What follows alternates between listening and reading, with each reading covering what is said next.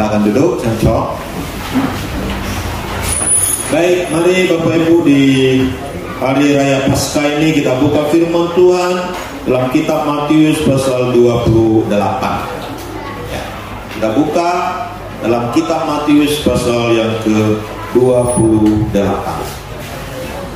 Mari kita baca dari ayat pertama hingga ayat ke-10. Kita bergantian membacakan ayat firman Tuhan ini. Judulnya Kebangkitan Yesus. Setelah hari Sabat lewat, menjelang menyingsingnya fajar pada hari pertama minggu itu, pergilah Maria Magdalena dan Maria yang lain menengok kubur itu.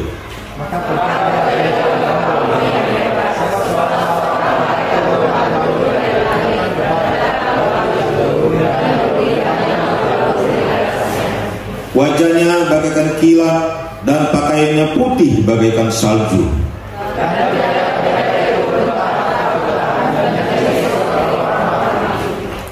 Akan tetapi malaikat itu berkata kepada perempuan-perempuan itu, "Janganlah kamu takut, sebab aku tahu kamu mencari Yesus yang disalibkan itu.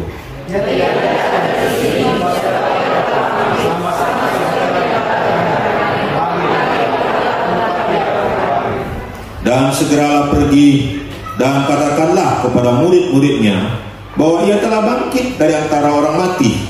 Ia mendahului kamu ke Galilea. Di sana kamu akan melihat dia. Sesungguhnya aku telah mengatakannya kepadamu."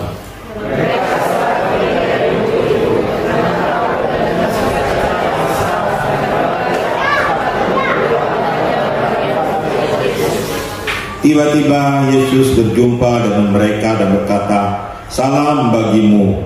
Mereka mendekatinya dan memeluk kakinya serta menyembahnya.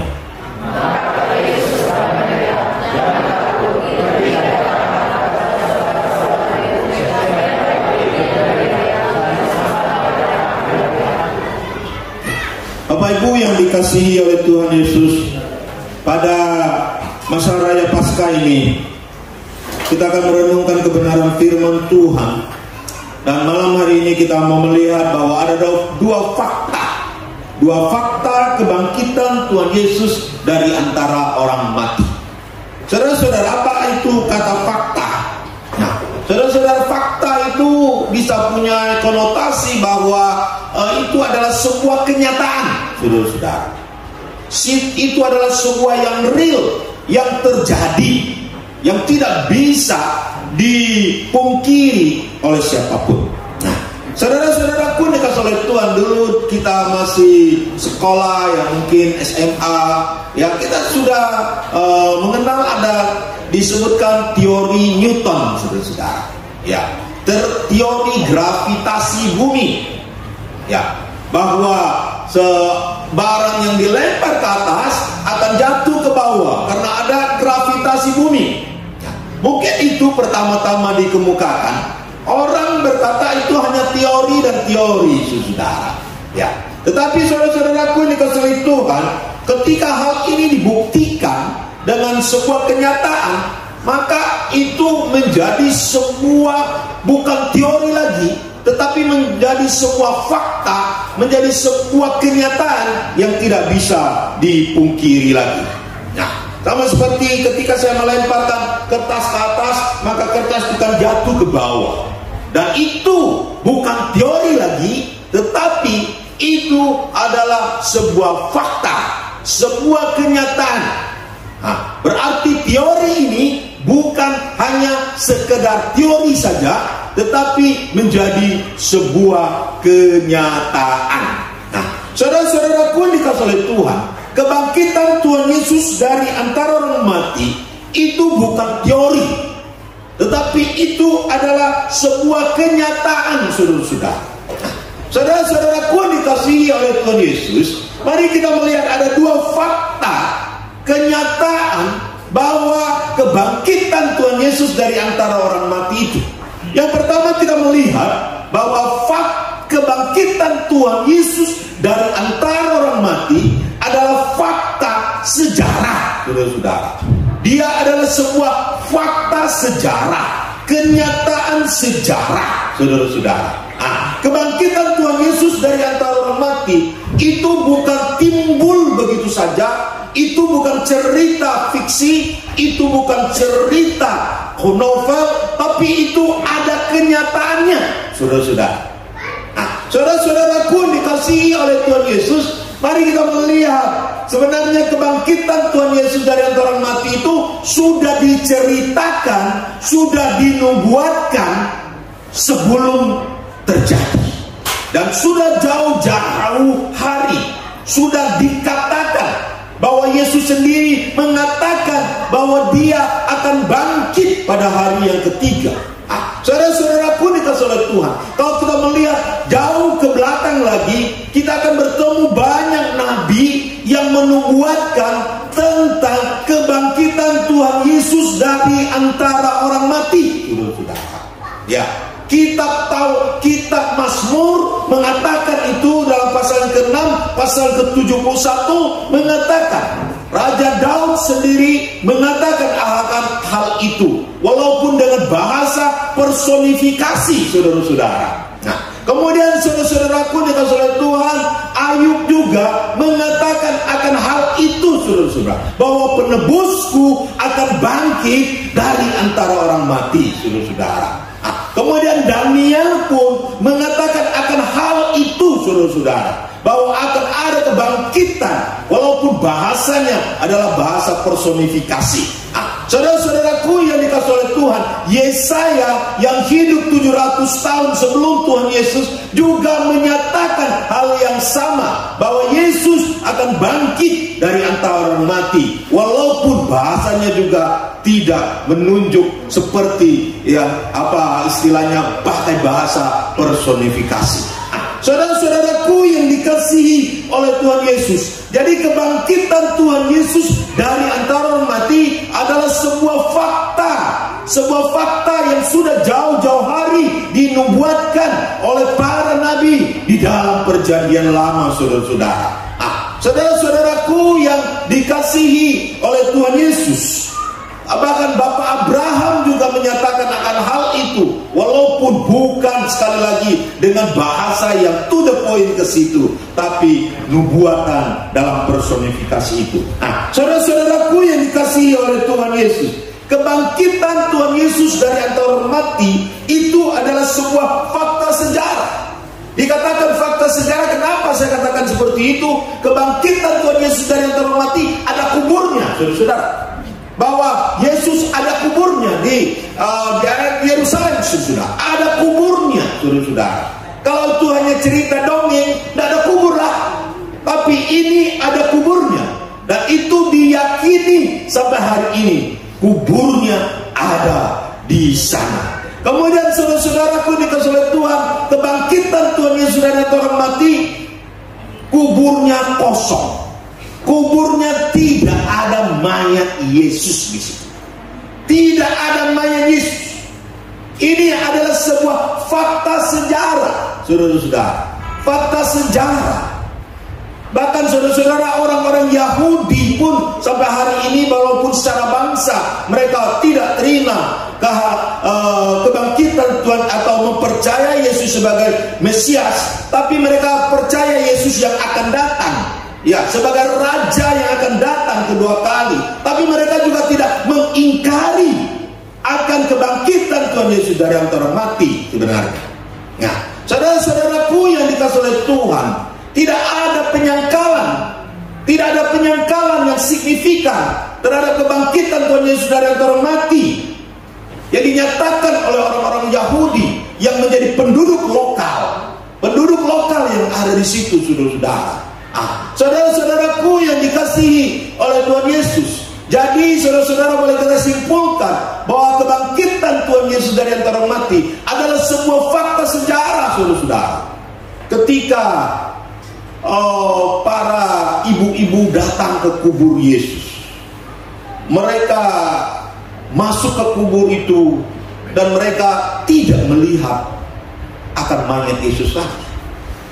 Tetapi saudara-saudara, ada satu peninggalan yang bisa menjadi fakta sejarah, yang juga menjadi bukti bahwa Yesus bangkit. yaitu ketika malaikat berkata, lihat kain kafannya, saudara. Kain kafan itu menjadi bukti sejarah. Walaupun kita golongan Protestan, kita tidak mendapatkan kain itu, tetapi banyak yang mengatakan bahwa kain itu sampai hari ini masih ada dan tersimpan dengan baik, saudara-saudara. Saya pernah mendapatkan itu buletin itu, saudara-saudara, bahwa ada di Roma, saudara-saudara, bahwa kain kafan itu masih tersimpan dengan baik dan benar, saudara. Nah, saudara-saudaraku yang dikasihi oleh Tuhan, bukti sejarah menyatakan Yesus itu bangkit dari antara orang mati, dan dikatakan orang-orang yang terlibat langsung di dalam kebangkitan itu sendiri ada namanya Maria Magdalena, Maria ini dan sebagainya dan sebagainya dan sebagainya. Nah, saudara-saudaraku yang dikasihi oleh Tuhan, berarti kebangkitan Tuhan Yesus dari antara orang mati itu adalah fakta sejarah. Itu bukan dongeng, itu bukan sebuah cerita fiksi, saudara-saudara, tapi adalah sebuah kebenaran, sebuah fakta sejarah. Sehingga saudara-saudara, karena ini adalah fakta sejarah, maka kita sebagai orang percaya harus mempercayainya. Amin. Dunia saja tidak bisa mengingkari atau menyangkal karena ada fakta sejarah. Maka kita sebagai orang percaya harus lebih lagi beriman kepada Tuhan Yesus yang bangkit pada hari yang ketiga. Beri semangat dulu. Saudara-saudaraku yang dikasihi oleh Tuhan Yesus, kebangkitan Tuhan Yesus adalah sebuah fakta sejarah yang tidak bisa diingkari oleh siapapun juga. Kemudian yang kedua, kita melihat bahwa kebangkitan Tuhan Yesus adalah fakta kemenangan, saudara-saudara. Fakta kemenangan, saudara-saudara. Kalau orang menang, biasanya misalnya Daud Chino menjadi seorang juara dan seorang yang menang, tentu harus ada bukti kemenangannya. Bukti kemenangannya apa? Bukti kemenangannya adalah ketika dia bertinju di atas ring, dia mungkin meng-KO-kan lawannya, ataupun juga menang dengan angka. Lalu ketika sabuk kemenangan itu dilibatkan ke punggungnya, dia diangkat tinggi-tinggi sepertinya, itulah kemenangan. Ada fakta kemenangannya. Ada fakta kemenangannya. Nah, saudara-saudaraku yang dikasihi oleh Tuhan, Tuhan Yesus telah mati di atas kayu salib. Mungkin kepada orang-orang yang tidak senang, orang-orang yang menyerang Yesus, para ahli Farisi dan sebagainya, mungkin mereka berkata Yesus telah mati, maka Yesus kalah. Faktanya Yesus kalah, saudara-saudara. Tetapi ketika Yesus bangkit dari antara orang mati, fakta ini tidak lagi bisa diungkapkan oleh manusia bahwa Yesus kalah. Nah, saudara-saudaraku yang dikasihi oleh Tuhan, memang ketika Yesus mati di atas kayu salib, dia bukan berarti kalah. Justru sebenarnya secara rohani dia menang, saudara-saudara. Tetapi manusia biasanya ingin melihat kenyataan kemenangan, saudara-saudara. Ini versi manusia, saudara-saudara. Manusia ingin melihat bahwa mati itu kalah dan bangkit itu menang, saudara-saudara. Nah, saudara-saudaraku yang dikasihi oleh Tuhan, ketika Yesus bangkit dari antara orang mati, menyatakan dia fakta kemenangannya, saudara-saudara. Menang dari apa, saudara-saudara? Menang dari dosa, menang dari kuasa kegelapan, saudara-saudara. Siapa yang bisa bangkit dari antara orang mati? Yesus bisa bangkit, berarti dia menang dari kuasa kegelapan, kuasa iblis, kuasa setan. Tidak bisa menahan dia di dalam kubur itu, saudara-saudara. Karena dia adalah Allah pencipta alam jagat raya. Dia ada Allah yang menang atas maut, dan dia adalah Allah yang berkuasa atas segala sesuatu, bahkan atas alam maut sekalipun dia berkuasa. Beri semangat. Ini adalah sebuah fakta, bukan sebuah teori, tapi ini fakta kemenangan. Kemudian fakta kemenangan yang kita lihat di situ adalah ketika Yesus bangkit dari antara orang mati, ada dua penjaga yang diberikan, itu pemerintahan Roma, saudara. Karena mereka takut mayat Yesus dicuri nanti, lalu karena Yesus sering berkata bahwa 3 hari dia akan bangkit dan dia akan menyatakan diri sebagai Mesias dan sebagainya, saudara. Lalu mereka ketakutan, lalu mereka taruhlah itu 2 pengawal untuk menjaganya, saudara. Tapi saudara, ketika Yesus bangkit dari antara orang mati, kedua pengawal ini tidak bisa berbuat apa-apa. Mereka ketakutan, gentar, seperti orang mati.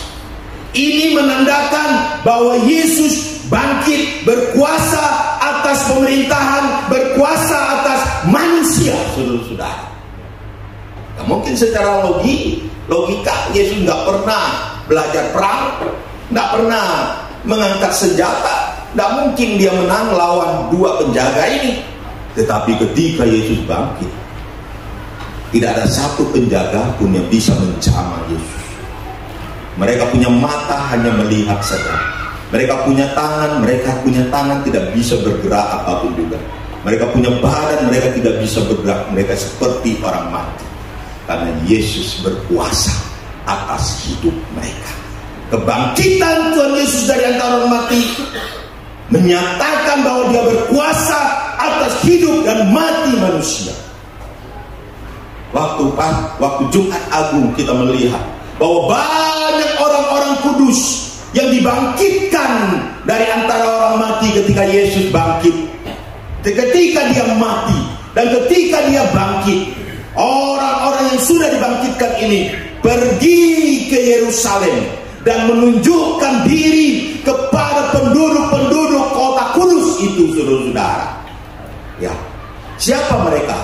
Mungkin nenek moyang orang-orang Israel, mungkin kakek nenek mereka, buyut mereka, bangkit dan menyatakan ini kami, ini kami, ini kami.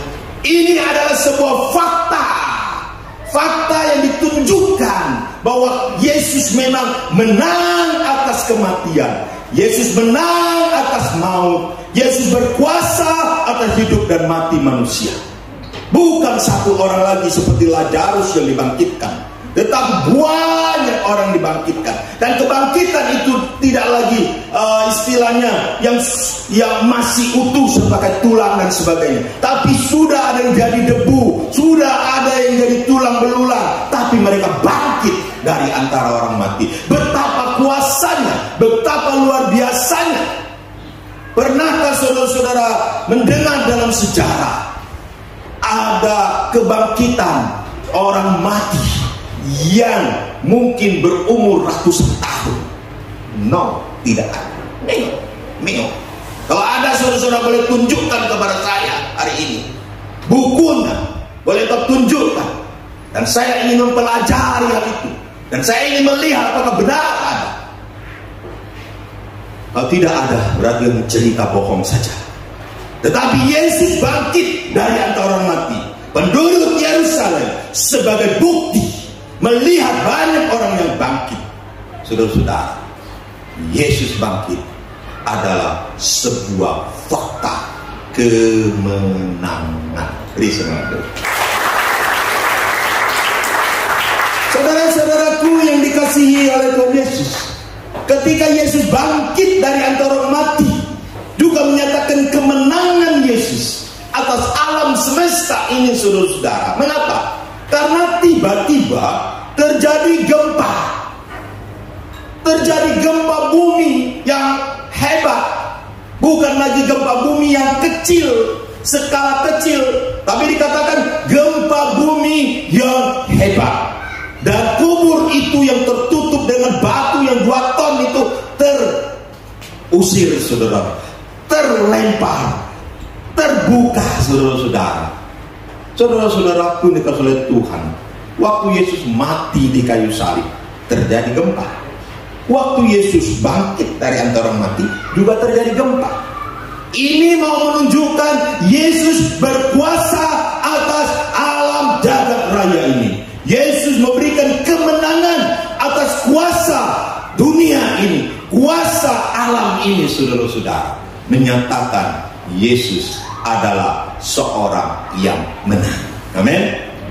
Nah, saudara-saudaraku yang dikasihi oleh Tuhan Yesus, memang hal ini dicoba dipungkiri oleh para mahkamah agama, imam-imam dan sebagainya, saudara-saudara. Mereka mencoba memungkirikan itu dengan memberikan uang kepada para penjaga-penjaga itu.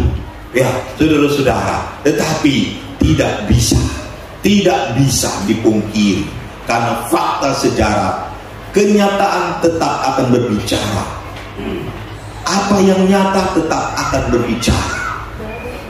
Ya, tadi pagi sempat terjadi hal yang tidak mengenakan.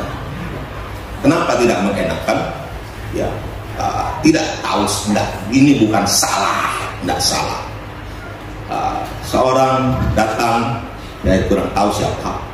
Lalu tiba-tiba di dalam ruangan terciumlah bau yang tidak enak. Bau kotoran kucing. Muncul kotoran kucing. Saudara-saudara, kotoran kucing itu kecil, sedikit, mungkin di bawah kakinya. Tapi karena dia jalan, akhirnya di mana dia pergi, di situ terjadi bau kucing, bau kotoran kucing. Saudara-saudara, ini tanah, ini kotoran kucing. Kotoran kucing gak bisa dibuat seperti tanah. Dia tetap akan kotoran kucing karena ada bau. Kalau tanah tetap bau, hanya nyenget-nyenget dikit saja. Jadi saudara-saudaraku yang dikasihi oleh Tuhan, fakta sejarah itu tidak bisa dipungkiri. Ada istilah orang, kalau api itu dibungkus, tetap api. Lama-lama yang membungkus itu justru terbakar oleh api.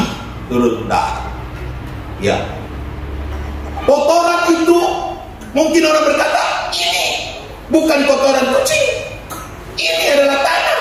Tapi ketika dia jalan dan dia dicium, tetap kotoran kucing. Enggak bisa dipungkiri, dijadikan yang lain. Atau kotoran kucing jadi kue, enggak bisa juga. Karena baunya tetap bau kotoran kucing. Saudara-saudaraku yang dikasihi oleh Tuhan, memang mahkamah agama mencoba menutupi akan fakta kebangkitan Tuhan Yesus dari antara mati, tapi tidak bisa. Tetap tidak bisa. Amin. Tetap tidak bisa. Fakta tetap berbicara. Sudah 2000 tahun yang lalu, fakta ini terus berbicara bahwa Yesus mati dan bangkit pada hari yang ketiga dan menyatakan kemenangannya. Bagaimanakah implementasi penerapannya bagi saya dan saudara-saudara? Kemenangan atas apakah bagi orang-orang percaya? Saudara-saudara, kebangkitan Tuhan Yesus dari antara orang mati membawa kemenangan apa saja bagi saya dan saudara-saudara. Ketika ibu-ibu masuk ke dalam kuburan, mereka bertemu dengan malaikat Tuhan, dan malaikat itu berkata, jangan takut, jangan takut. Mengapa jangan takut? Karena Yesus sudah bangkit. Saya tahu kamu mencari dia, dan kamu akan menemukan dia. Kemudian ketika mereka disuruh ke Galilea, sampai di tengah jalan, Mereka bertemu dengan Yesus dan mereka menyembah Yesus, memeluk kaki Yesus. Dan apa kata Yesus? Jangan takut. Jangan takut. Saudara-saudaraku yang dikasihi oleh Tuhan, kebangkitan Tuhan Yesus dari antara orang mati menjadi fakta sejarah dan fakta kemenangan. Dan seharusnya ini membuat, mempengaruhi, mengefekkan kita. Jangan takut. Yesus bangkit, maka kita jangan takut. Beri semangat dulu. Ketakutan yang bagaimana yang dialami oleh para ibu-ibu dan murid-murid Tuhan pada waktu itu? Mereka sebenarnya dulu adalah pengikut hukum Taurat, bangsa Yahudi atau agama Yahudi dan sebagainya. Tapi ketika Yesus datang ke dalam dunia, ya, Yesus mulai mewartakan tentang warta kerajaan sorga, yang sebenarnya berita-berita yang disampaikan oleh Kristus itu adalah merealisasikan tentang hukum Taurat lebih dalam lagi, atau mengoreksi juga hukum Taurat yang sudah diselewengkan.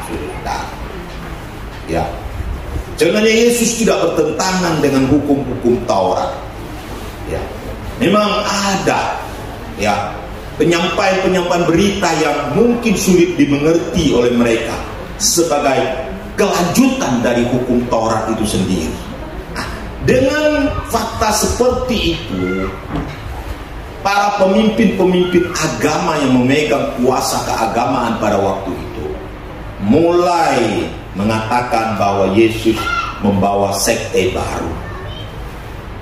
Yesus membawa pengajaran yang baru, bertentangan dengan hukum Musa, bertentangan dengan hukum-hukum yang ada di Perjanjian Lama. Nabi-nabi, pengajaran nabi-nabi dikatakan bertentangan dengan hukum Tuhan Yesus atau pengajaran Tuhan Yesus. Padahal pengajarannya tidak sebenarnya. Ya, karena penyelewengan terhadap hukum itu sudah begitu hebat dan begitu luar biasa. Yesus mau meluruskan akan hukum-hukum itu sendiri juga. Nah, saudara-saudara, akhirnya Yesus dianggap bidat, saudara. Dianggap bidat, penentang hukum-hukum yang ada juga. Dan pengikut-pengikutnya itu disebut sebagai pengikut bidat, saudara-saudara, waktu itu. Memang hal ini belum bisa menjadi ancaman bagi pengikut Yesus, karena Yesus masih hidup pada waktu itu. Ya, jadi Yesus, apalagi Yesus semakin lama semakin populer, orang-orang ramai.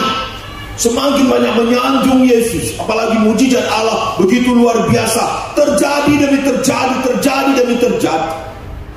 Dan Yesus, bahkan ketika Yesus menjelang kematiannya, saudara-saudara, masuk ke Yerusalem, orang-orang ramai itu berteriak, Hosana bagi Raja, Hosana bagi Raja. Mereka membuka bajunya supaya Yesus lewat. Mereka mengambil itu palma itu, taruh di bawah. Mereka membuat Yesus seperti raja yang menundukkan dia di atas keledai, saudara-saudara. Dan mereka bersorak, Raja orang Yahudi, Raja, Hosana bagi Raja, Hosana bagi Raja. Karena mereka dalam kondisi penindasan, penindasan orang-orang Roma, pemerintahan Roma. Mereka ingin merdeka, mereka perlu seorang juru selamat yang menjadi pemimpin bagi mereka, saudara-saudara. Itu pemikiran orang-orang Yahudi pada waktu itu. Tetapi ketika Yesus tidak menanggapi hal ini, Yesus tidak mau menjadi raja secara fisik pada waktu itu. Mungkin memimpin pemberontakan, mungkin memimpin sebuah aliansi yang luar biasa hebat untuk menentang Roma dan sebagainya. Dan lawan-lawan politik Yesus mulai mencari cara untuk membunuh Yesus. Dan singkat cerita, kita lihat akhirnya Yesus mati di atas kayu salib, karena memang Yesus menyerahkan dirinya untuk disalibkan supaya dosa-dosa umat manusia diampuni. Yesus datang pada waktu itu bukan untuk menjadi raja secara fisik, untuk membebaskan Israel, memimpin pemberontakan, memimpin ini dan itu. Tidak, bukan itu tujuannya utama pada waktu itu. Tapi Yesus datang adalah untuk menyelesaikan misi penyelamatan di atas kayu salib. Ketika Yesus mati di atas kayu salib, semua murid-murid tercerai-berai, tidak ada satupun yang berani mengikuti Yesus lagi. Bahkan kita tahu itu Simon yang menjadi pemimpin besar para murid-murid, seorang pemimpin yang boleh katakan seorang pemimpin yang berani. Bahkan dia berkata, saya masuk penjara dan mati pun mau bersama dengan Tuhan. Tetapi ketika dia bertemu dengan orang-orang waktu Yesus mau disalibkan itu, apakah kamu orang pengikut ini? Bukan. Lalu lari lagi dia. Bahkan ada seorang ibu-ibu juga yang bertanya kepada, apakah kamu ini orang Galilea juga pengikut? Bukan. Lalu ada lagi yang bertanya, apakah kamu ini pengikut? Bukan. Lalu kokoklah ayam. Baru dia teringat bahwa Yesus pernah berkata, sebelum ayam berkokok, engkau sudah 3 kali menyangkal aku. Bayangkan seorang pemimpin, para rasul, pemimpin, para teman-teman orang Kristen secara fisik pada waktu itu tidak berani mengaku Yesus pada waktu itu. Apalagi yang lain-lainnya, kocar-kacir semua, saudara-saudara. Dan mereka menghadapi sebuah dilematis yang luar biasa. Kalau mereka tetap ikut Yesus, mereka menghadapi ancaman orang-orang di sekeliling yang tadinya berkata, Hosana bagi raja. Tetapi ketika Yesus mati di atas kayu salib, mereka justru salibkan dia, turun dari salib, selamatkan dirimu. Orang lain dia selamatkan, sekarang selamatkan dirimu.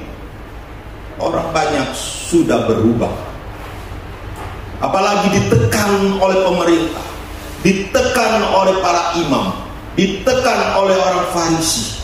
Semakin ruwetlah, semakin menjadi tantanganlah bagi orang-orang mau tetap percaya Yesus. Jadi mereka antara dua pilihan, mau percaya Yesus, mereka akan diserang sana sini, bahkan mereka mungkin bisa dimasukkan dalam penjara.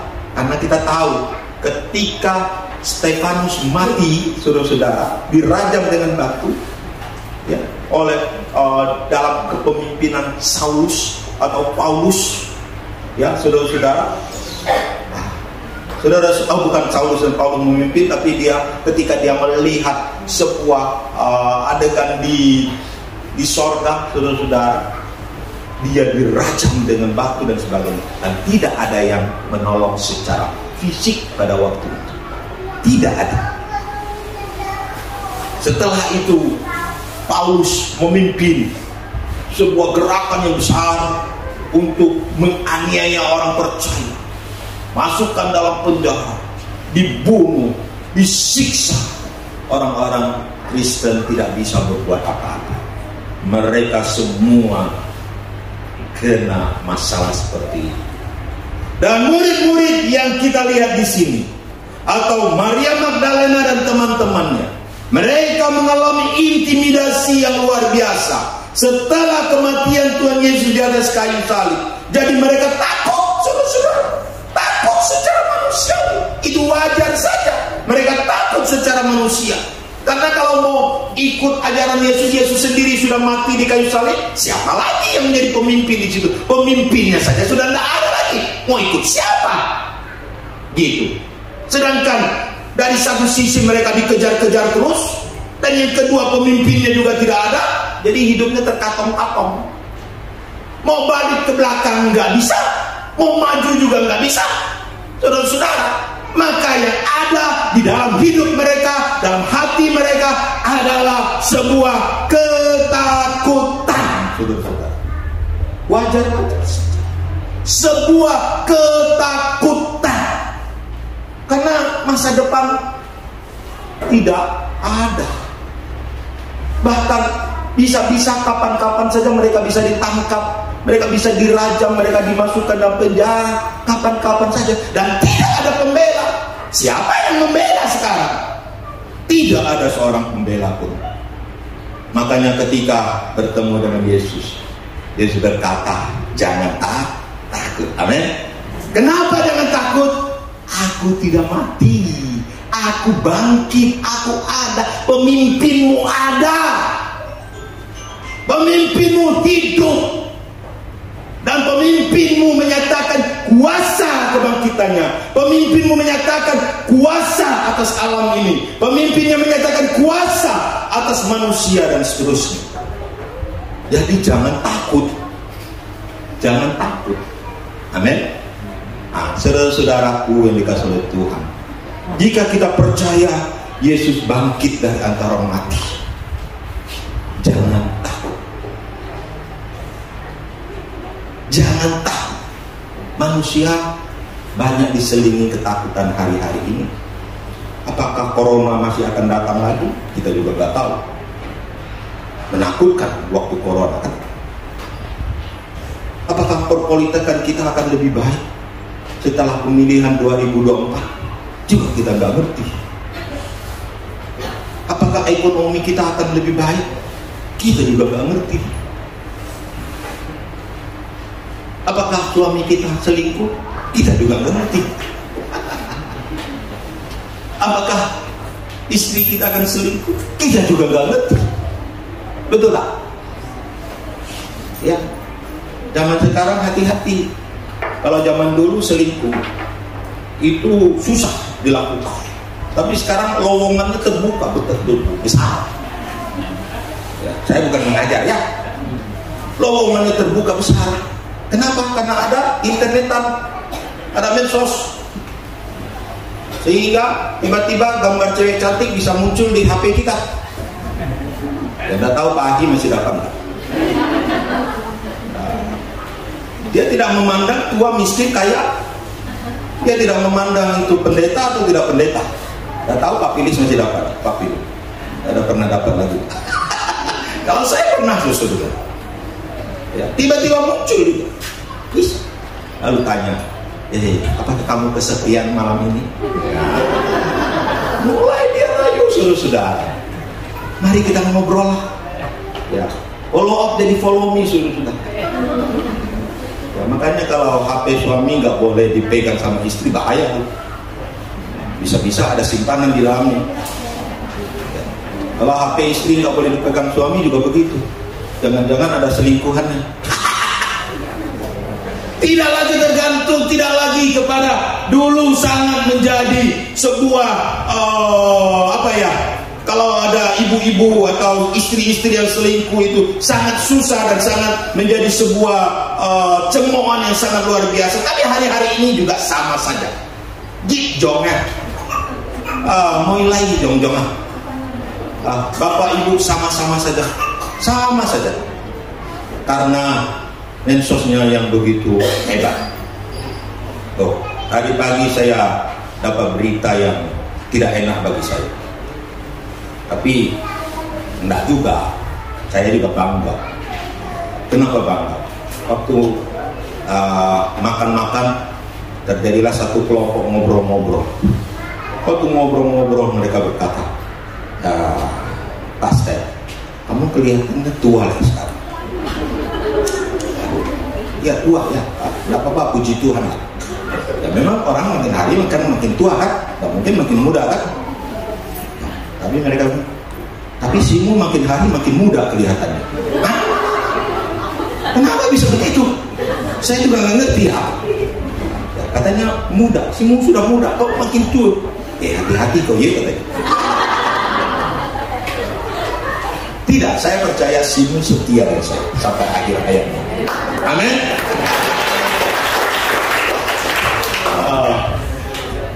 Ini guyon kita saja ya. Jangan kasih tahu ke Pak Buat.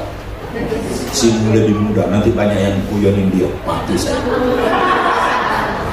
Nah, saudara-saudaraku yang dikasihi oleh Tuhan, seperti itulah yang terjadi hari-hari ini.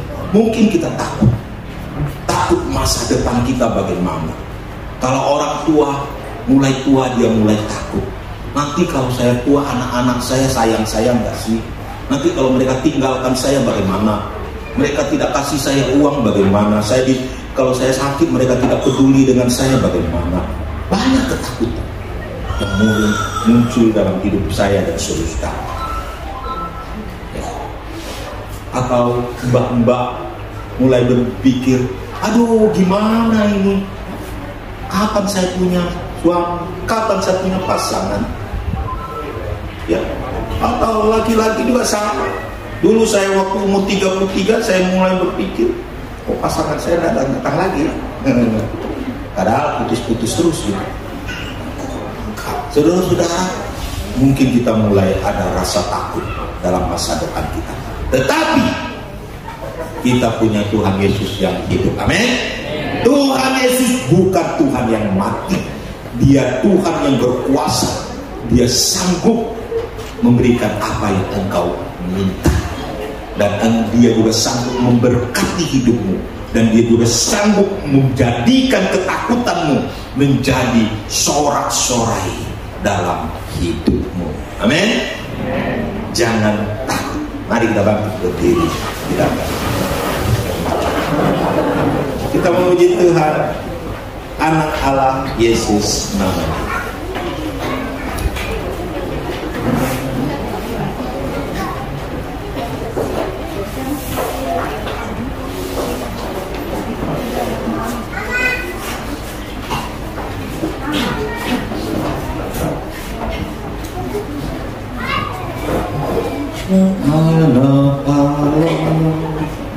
Karena dia bangkit, maka kita tidak takut. Amin.